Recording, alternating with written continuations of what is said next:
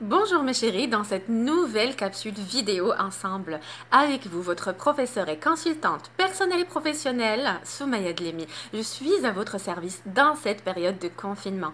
Qui dit confinement dit formation. Voilà, exactement. Donc nous allons aujourd'hui dans cette capsule vidéo, dans le deuxième module prise de parole en public, apprendre quelles sont les caractéristiques d'une belle posture. Et oui, qui dit l'art d'être un orateur ou correspondre au marché de l'emploi doit faire attention à son corps. C'est ce que nous allons essayer d'apprendre ensemble aujourd'hui. Comment notre corps doit être. L'éloquence d'un orateur, si elle est accompagnée par une belle posture du corps, ça va envoûter votre auditoire, ça va les charmer, ça va les captiver. Vous ne perdrez pas votre public. Et vous savez très bien que la chose la plus difficile, c'est de garder le public avec nous. Vous savez très bien que le plus grand challenge, c'est de les attirer. Et donc, nous allons essayer de réfléchir. Quelles sont les clés d'un beau corps devant votre auditoire? Allez-y, on y va ensemble. Transformez votre corps en capital lors d'une prise de parole en public. Vous êtes prêts? On y va. Premier point, s'il vous plaît. Lorsque vous êtes en face à face, dans une soutenance, une animation de réunion ou n'importe quelle situation devant un auditoire, il faut absolument avoir un corps énergétique. Un corps où il y a de l'énergie est 1000 fois meilleur qu'un corps nonchalant, fatigué, lourd. Deuxième point, une marche vivante. Vous devez marcher d'une façon dynamique, qui reflète votre bien-être et votre joie de vivre. Ça va être beaucoup plus attrayant, agréable qu'une personne qui va passer sa soutenance ou animer son cours ou animer sa réunion en étant voilà fatigué avec une voix cassée. Ça sera désagréable. Si vous me dites, oui, mais si je suis malade, si je suis fatigué, je marcherai lentement, j'aurai l'air fatigué. Moi, je vous réponds, si vous êtes malade ou fatigué, s'il vous plaît, reportez. Reportez. Pourquoi vous allez leur offrir une mauvaise image sur vous? Ils vont croire que vous êtes toujours comme ça. Alors attention, quand je vous demande, soyez vivant et motivé, cela ne veut pas dire aussi que vous exagérez. Je ne voudrais pas que vous commencez à courir dans la salle. Tout est dans la modération. N'approchez pas aussi votre auditoire. Restez à côté de votre bureau ou votre espace. Vous avez certainement un petit espace. Vous avez un PC, un PowerPoint. 1 mètre à droite, vous pouvez. 1 mètre en face, vous pouvez. 1 mètre à gauche, vous pouvez. C'est un demi-cercle qui est votre espace. Vous pouvez être mobile dans cet espace-là. Mais n'approchez pas trop votre auditoire. Laissez-leur leur mètre. Nous avons toujours besoin d'1 mètre. Lorsque nous approchons trop une personne, elle est dérangée. Donc, si vous voulez créer l'interconnexion avec votre auditoire, vous pouvez, comme je viens de préciser, avoir un demi-cercle. Vous pouvez marcher 2 pas à droite pour regarder les gens à droite et leur parler. Regardez les gens en face, avancez 2 pas.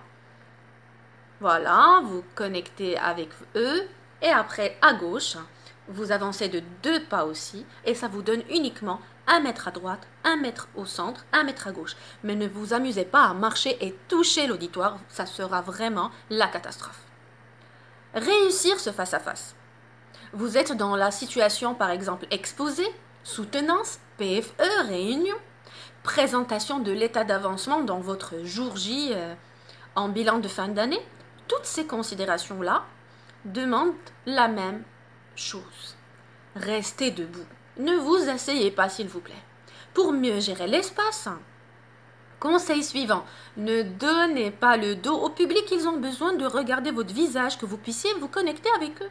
Je remarque beaucoup de personnes qui donnent le dos et commencent à parler au tableau. Ça ne marche pas. Utilisez aussi toujours un PowerPoint léger. Ne faites pas copier-coller du Word vers le PowerPoint, c'est désagréable. Et ne mettez pas sur le PowerPoint 30 lignes, 4 phrases suffisent. Et n'oubliez pas qu'il ne faut pas regarder le PowerPoint et commencer à lire, lire, lire. Ce n'est pas une séance de lecture. Il faudrait expliquer, donner des arguments, d'un mot-clé, emmener les autres vers un voyage. Et bien sûr, cela nécessite de la préparation. Vous devez maîtriser votre discours parce que c'est votre bébé, c'est vous qui avez travaillé sur ce sujet-là. Intégrez des explications personnelles et pointez le doigt sur des éléments, comme je fais, qui vous intéressent. Un autre conseil, faites une rotation entre tableau et public. Je vous l'avais déjà dit, je vous l'avais déjà partagé ce secret-là. Stabilisez vos pieds, ne commencez pas à bouger dans tous les sens, stabilisez-vous. Une rotation du corps, tableau, auditoire. Suffit. Ne touchez pas votre poche. Attention aux mains baladeuses. Déplacez-vous vers le public, oui, mais pas trop. Vous risquez de les perturber. Votre corps doit être droit. Ne commencez pas à marcher en ayant les épaules vers le bas. Restez droit. Et même bien sûr, si vous ne pouvez pas rester debout et vous êtes obligé de vous asseoir, ayez un corps droit. Ne vous mettez pas vers le bas. L'élégance, la séduction.